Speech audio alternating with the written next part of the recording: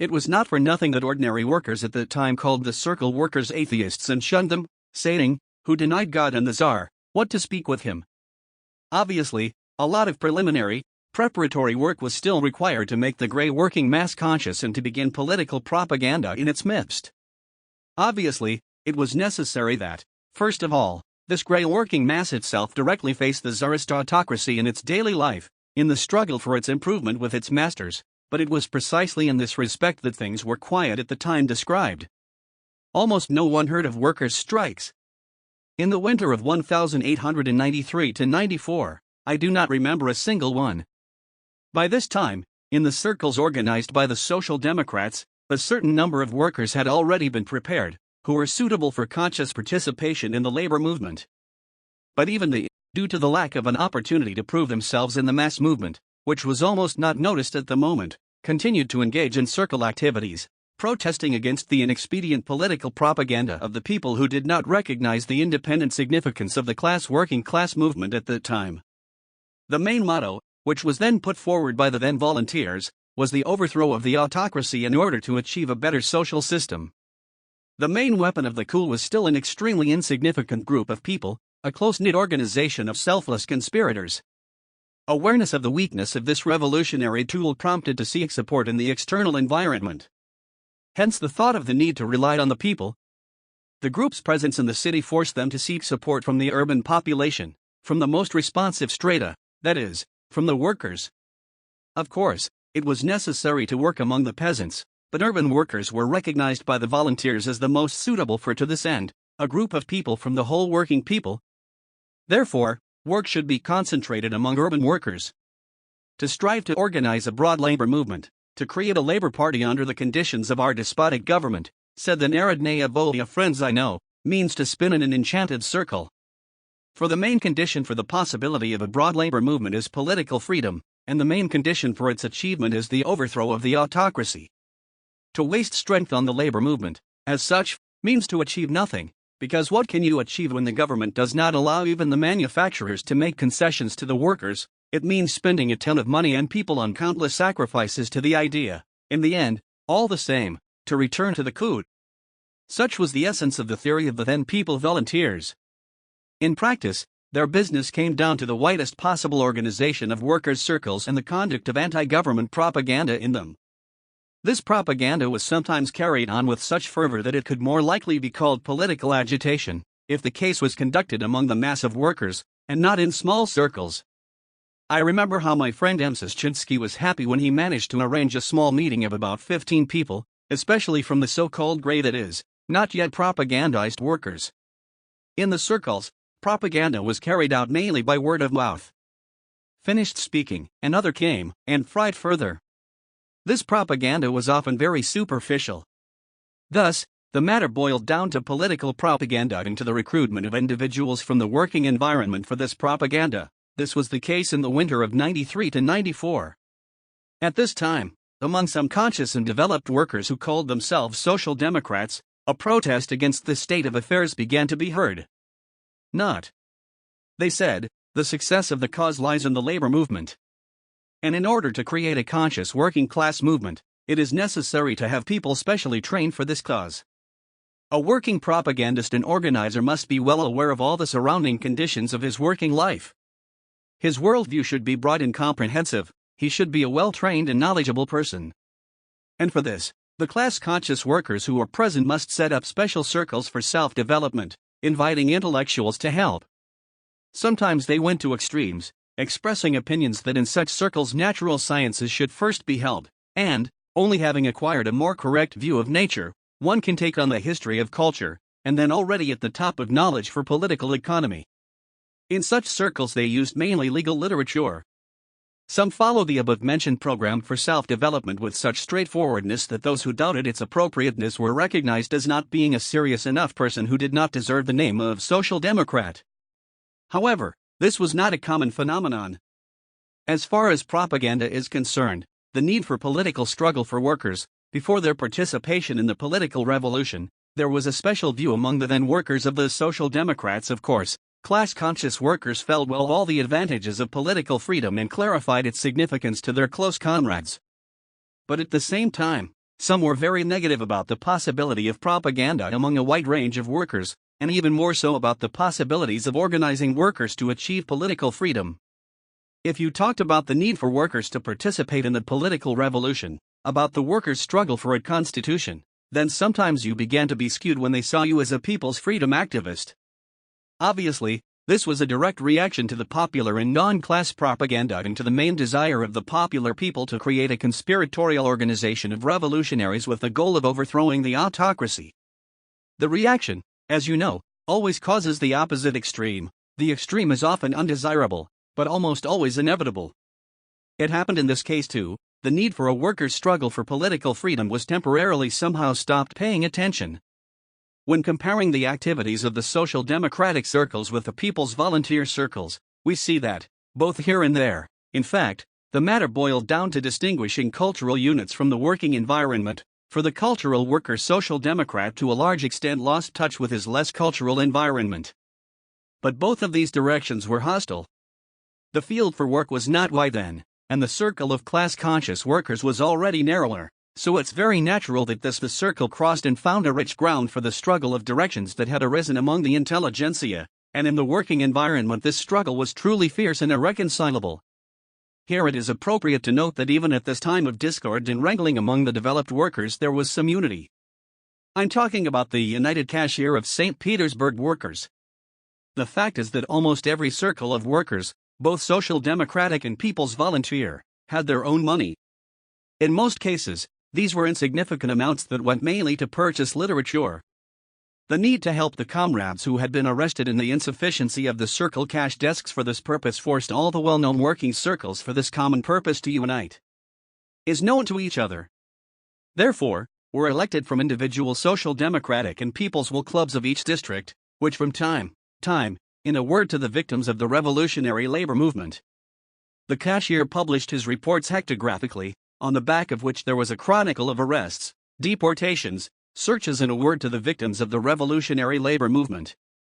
The cashier published his reports hectographically, on the back of which there was a chronicle of arrests, deportations, searches. By February 1894, the struggle of the Narodnaya Volya in the Social Democrats among the workers of the circle reached the extremes and took place on various occasions.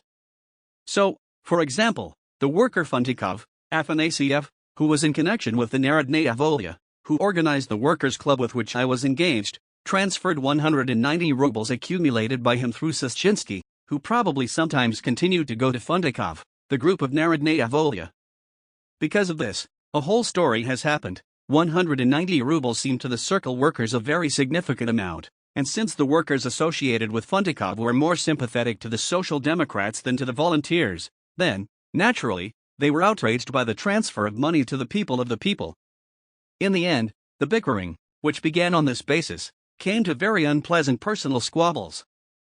Through a member of my workers' circle, for Babushkin, I became acquainted with the most outstanding in terms of mental development workers I have ever known, Vasily Andreevich Shelganov, who at that time worked at the Baltic shipyard, and often visited the Nevskaya Zastava. As I later learned, he was in direct contact with the social democratic intelligentsia, grouped around Vladimir Ilyich Ulyanov. When the struggle between the Narodnaya Volya and the Social Democrats began to go beyond the boundaries of a close circle of circle workers who could understand the cause of the disagreement, and began to spread among the wider circle of young workers who joined the workers' circles, the negative sides of this struggle started to feel pretty strong. Thanks to the disagreements between the Social Democrats and the volunteers were determined not only by the differences in their directions, but by their different attitudes towards their activities among the workers. Narodovoltsy saw political agitation. The Social Democrats insisted on the need for propaganda among the workers, which should be conducted on the basis of the everyday issues of their lives, arguing that it was too early to start agitation. For some coordination of the actions of the People's Volunteers and the Social Democrats, general meetings of representatives of interested groups of intellectuals and circle workers of various regions were organized. I received an invitation to one of these general meetings, and as far as I remember, from V.A. Shelganov. This meeting was supposed to take place on Vasilievsky Island in the apartment of workers II. Kaiser and Andrei Fischer, who lived together, but tended to different directions. Having received the address and the corresponding password, I went to the meeting. I left the house on purpose as early as possible, so that if I was spotted, I had time to cover my tracks. This precaution, however, turned out to be unnecessary, since I soon became convinced that no one was following me. I arrived at the apartment appointed for the meeting too early, almost 2 hours before the appointed time. Since neither Kaiser nor Fisher knew me, although they let me in, they were very suspicious of me. In the room in which Kaiser and Fisher lived, I found another of their comrades, a worker, who was also completely unfamiliar to me. Speaking immediately about business, about setting up circle work in the Vasily Ostrodsky district and about the upcoming meeting, I further heightened the suspicion of those present and saw that my arrival too early and unexpectedly greatly alarmed them. They answered my questions that they were not involved in the matter, they did not know anything about the circle work in the area, as well as about some kind of revolutionary meeting that was coming up at their apartment, and they began to assure me that they were only engaged in self-education and have nothing to do with the revolutionary movement. In turn, they asked me through whom I received an invitation to the meeting of which I am talking. I called the nickname Shelganova. Then one of them quickly disappeared. As it turned out later, he rang to Shelganov to cope with him about me. After that, quite a long and painful silence fell between us. I tried to ask them what kind of books they read for their self-education, and I saw that this question confused them even more, and we were completely silent. My situation, like them, was not pleasant. But, when V.A. Shelganov came along with their comrade who returned and friendly approached me, smiling and shaking hands, all suspicions on my account immediately disappeared, and the deathly silence turned into the most lively conversation about business. Some time after the arrival of V.A. Shelganov, other participants in the meeting, intellectuals and workers began to approach. Of the newcomers, only Sishchinsky and Funtikov were known to me. The others I saw for the first time and at that time did not know. Only recently, looking through the memoirs of V.A. Shelganov, I learned that the following people were invited to this meeting: the people's representatives, the intellectuals Alexandrov and Zadok, as representatives of the group of people's representatives. Working-class people's activists Kotyabin and Kozyutkin, who later became a provocateur, intellectuals of the Social Democrats V.V. Starkov, S. Irakchenko, G. Krosin, Mikhailov, a dentist who turned out to be a traitor at the end, and I, the workers' Social Democrats V.A. Shelganov, Fisher, Norinsky, as well as Kaiser and Funtikov, are, in the end, perhaps nevertheless closer to the Social Democrats than to the People's Democrats, as it turned out at this meeting. At the meeting, it was decided to organize supervision of work and workers' circles, allowing them to occupy the people's volunteers under the condition of control of their activities by the old workers and intellectuals of the Social Democrats. At about the same time, in the spring of 1894, M. Sishchinsky once came to me in order to warn me not to go to my work group. I was surprised, while sadly, Sishchinsky replied to me, "But we have to part with your circle. We got it from the workers of the Social Democrats, but the mutual discord went so far as to rob us of the circles given to us at the time of the agreement. So, don't go to your circle anymore on our behalf." Of course, at the first opportunity, I went to the workers to find out the matter. They were amazed. "True, we parted with the volunteers, but it seems that we did not have disagreements with you, so why should you leave?" I was already mine for them, just as they were for me, and I stayed among mine. In the spring of the same year, the volunteers released a not-bad workbook, compiled from a description of the Russian strikes and from the chronicle of a foreign labor movement. This was mainly the work of Zadok, who was so early and ruthlessly put to death by the Russian government in the damp casemates of the Peter and Paul fortress. Petersburg workers, he was known under the name Nikolai Ivanovich. April 21, 1894. The grandiose failure of the group of People's Volunteers and the Party of People's Law followed, barely having time to notify a special manifesto of their speech in the arena of the revolutionary struggle. Not many workers flew in this failure, there were several Social Democrats between them. It does not bother to note here the active figures of this failure. Firstly, Kuzma Kozyutkin, Vasily Kuzmich Kuzmin, the very one on whose account there was great doubt among some workers of the Social Democrats. He betrayed everyone and gave everything to the smallest details. Then he served at the Kozetnikov weaving factory. Secondly, Strypan, Grigory Stripman, who was still exiled from Earth and Freedom, who was in exile. There were rumors that the arrests among workers were not without his participation in 1893.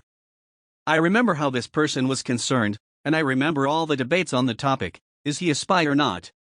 Despite these suspicions, the most prominent of the workers who had known him since the Kazan demonstration made acquaintance with him. They said about him that they had seen him go to the security department for a salary, nevertheless they did not dare to break off any connection with him. II already got along with him, it must be. Strypan played a major role in the failure of the people. Little of. It was he who corrupted the young and handsome Kozlnak, Kozlov, and made him a provocateur. With his help, he betrayed Narvek and Sestrorezhsk that same year. After the failure of the People's Volunteers, the social democratic trend clearly already prevailed among the workers. Work began to be carried out mainly by the workers themselves. It seemed to me temporarily that I remained the only intellectual behind the Nevskaya gang, except for one Narodnaya Volya, who now almost did not appear among the workers, since Narodovolstvo completely lost ground for itself among the workers of the Nevskaya Zastava. Being alone, I had the opportunity to look more closely at the workers, enter into closer personal relationships with them, look at them as they were, better understand their general level, their needs, and interests. Vasily Andreevich Shelganov seemed to me positively the most outstanding worker I have ever known. After the arrests mentioned, he moved from the Baltic plant to Obukovsky and settled behind the Nevskaya Zastava, where he became in the very center of the movement, as his leader. He devoted himself entirely to the working cause and was the head of the labor movement, as grandmother called it. I visited him, and I was surprised by the cleanliness and comfort of his room, where everything was neatly tidied, like a woman's hand. Books, magazines, and newspapers lay in a certain order on the shelf, which he carefully watched. Despite the lack of time, he read a lot, being interested in a variety of issues. Unfortunately, already at that time, if I am not mistaken, one eye hurt. Vasily Andreevich used all sorts of ways to replenish his education, and he could sometimes be seen at some public lecture in the city and even at the university, on the defense of a particularly interesting socially dissertation. At least I was aware of one such case. V.A. Shelganov at that time had a very extensive circle of acquaintances both among workers and among the intelligentsia, especially the Social Democrats.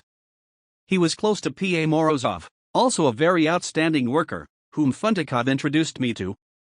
As far as I remember, Morozov also lived behind the Nevskaya Zastava together with his sister, but he was soon arrested and exiled.